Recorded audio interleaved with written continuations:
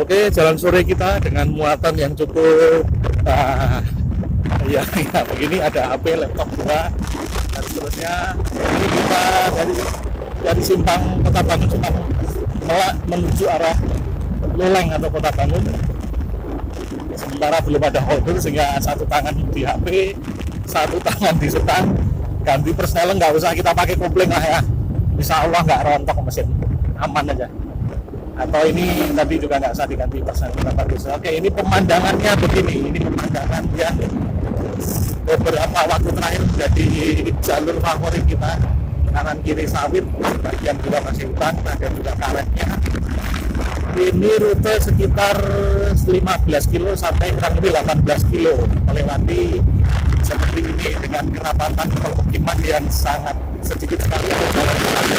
Kalaupun ada pemukiman biasanya merupakan pondok atau saung yang digunakan petani karet, petani sawit untuk singgah merawat kebunnya.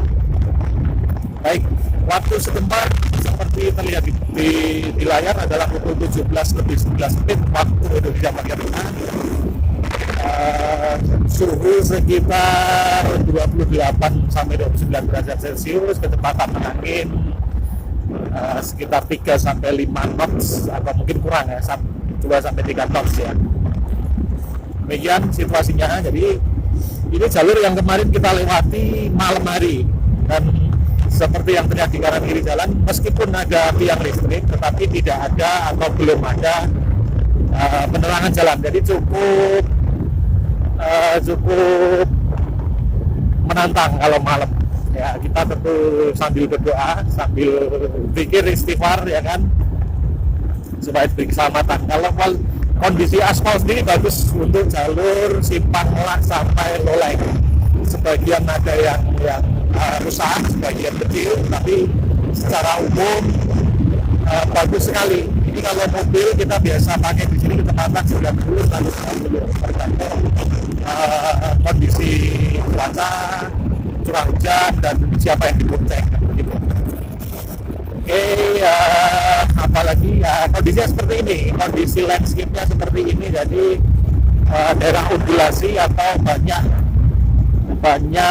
punggungan, terus kemudian ada rendahan lagi, punggungan lagi, rendahan lagi, tetapi tidak sampai membentuk bukit yang igirnya runcing atau bukit yang puncaknya runcing, karena memang tipikalnya bukan seperti perbukitan di Jawa.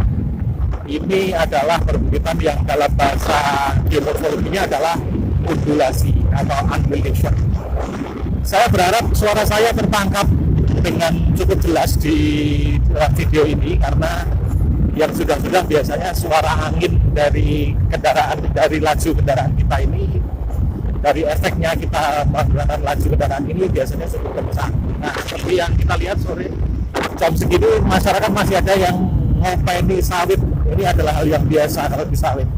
Bahkan loading atau pengangkutan buah itu bisa sampai malam, sampai jam 8 dan 9 malam.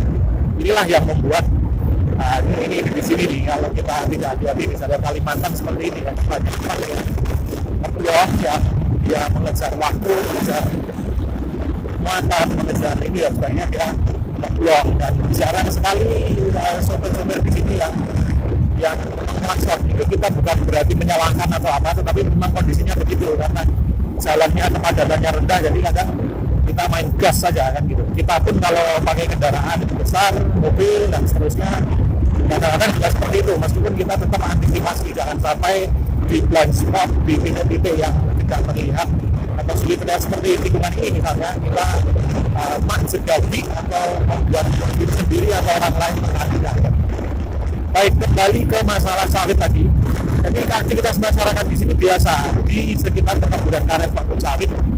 Bahkan ada kemarin kawan kita di sini yang melakukan panen karet atau menoreh karet itu jam 1 malam. Nah, itu bukan tanpa maksud, karena di jam-jam itu karet mengucur deras dan tidak terjadi penggumpalan kecuali hujan ya. Kalau hujan itu memang bukan hanya tidak terjadi pengembangan, tapi karetnya itu terlalu cair sehingga tidak bagus kualitasnya.